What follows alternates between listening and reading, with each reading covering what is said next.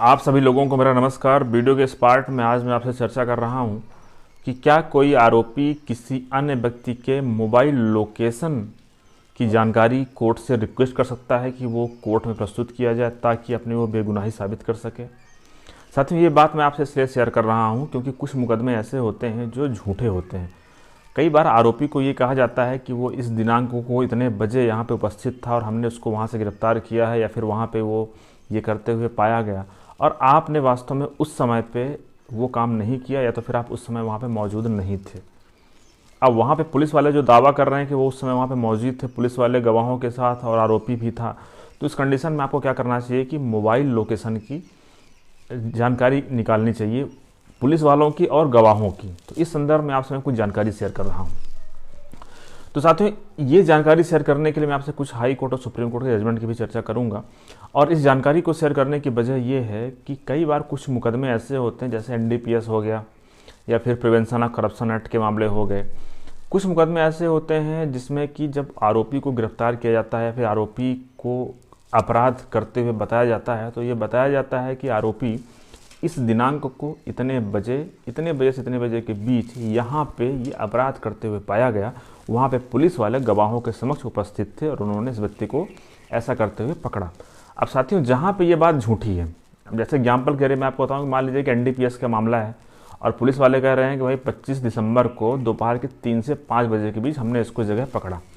अब 25 दिसंबर को उतनी समय आप वहाँ पर नहीं थे, जो कि आरोपी हैं, आप कहीं दूसरी जगह थे, लेकिन पुलिस ने कहानी झूठी बना लिया।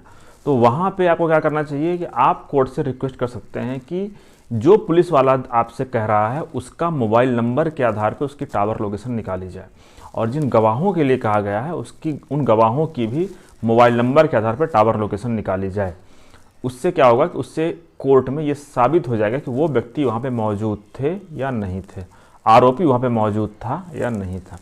तो साथियों, इस संदर्भ में आपसे मैं जिस जजमेंट की चर्चा कर रहा हूँ, एक जजमेंट भी आप नोट कर लीजिएगा। ये है Narendra Kumar versus state of Rajasthan के नाम से है, 7/1/2025 का जजमेंट है, रिसेंटली का जजमेंट है। इस मामले में क्या हुआ था कि प्रिवेंशन ऑफ करप्शन एक्ट का मामला था, रिश्वत का मामला था। एक आदमी पैसा लेते हुए रंगा हाथ पकड़ा गया था, ऐसा पुलिस का कहना था। अब उस व्यक्ति ने क्या किया, उसने कोर्ट में एक एप्लीकेशन लगाई 91 CRPC। आपको भी यही करना है।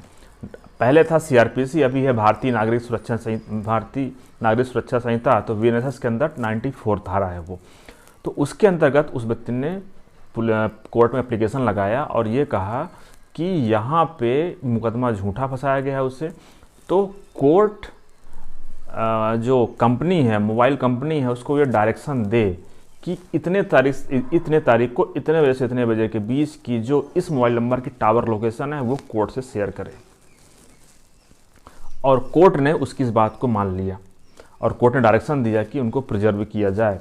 तो साथ ही इस प्रकार से अब जब आप इस प्रकार की कोई एप्लीकेशन लगा रहे हैं तो उसमें सुप्रीम कोर्ट का भी एक जजमेंट है, एक Suresh Kumar versus union of India के नाम से, जो ये कहता है कि देखिए यहाँ पे दो चीज़ें हैं। एक तो है राइट टू प्राइवेसी, जो विपक्षी है या फिर प्रोसिक्यूशन ये कह सकता है कि राइट टू प्राइवेसी है, किसी की निजी जानकारी को साझा नहीं कर सकता है। लेकिन यहाँ पे आप ये कह सकते हैं कि जो एक्यूज्ड का जो राइट है वो प्रिवेल करेगा। एक्यूज्ड को, आरोपी के पास अपनी बेगुनाही साबित करने के लिए जो हर कुछ संभव हो सकता है वो आरोपी कर सकता है, और इसी आधार पे आपका ये जो एप्लीकेशन है वो अलाउ हो सकता है। अगर अलाउ नहीं होता है 91 का CRPC का एप्लीकेशन, तो आप उसको हाई कोर्ट में चैलेंज कर सकते हैं। तो साथियों, आप समझ गए होंगे कि अगर आपका मुकदमा कुछ ऐसा है जिसमें पुलिस ने गलत टाइम और गलत जगह का जिक्र किया है, तो आप वहाँ पे 91 CRPC और 94 VNSS का एप्लीकेशन लगा करके कोर्ट से रिक्वेस्ट करें कि मोबाइल कंपनी को ये आदेश दिया जाए कि ये डाटा प्रिजर्व करे। एक बात आपको और ध्यान रखना है, कई बार एप्लीकेशन ये प्रीमैच्योर स्टेज होने की वजह से डिसमिस हो जाती है। तो आप ऐसा एप्लीकेशन ना लगाएं पहली स्टेज में कि वो डाटा कोर्ट से शेयर करें। ऐसा एप्लीकेशन लगाएं कि उस डाटा को प्रिजर्व करके रखा जाए, और जब डिफेंस का स्टेज आएगा तब आप कोर्ट से रिक्वेस्ट कर सकते हैं कि इस जानकारी को कोर्ट में प्रस्तुत किया जाए। धन्यवाद।